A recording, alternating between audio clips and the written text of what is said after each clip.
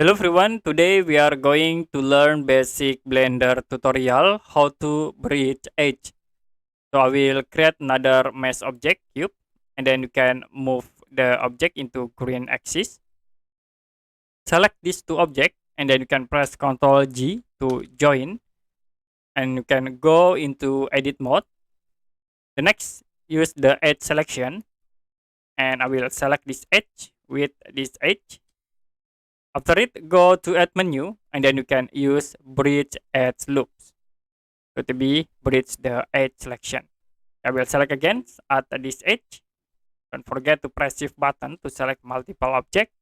And you can click again edge menu, click on bridge edge loop.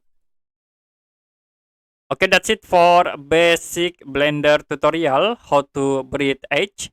If you have any question about tutorial, you can comment below this video.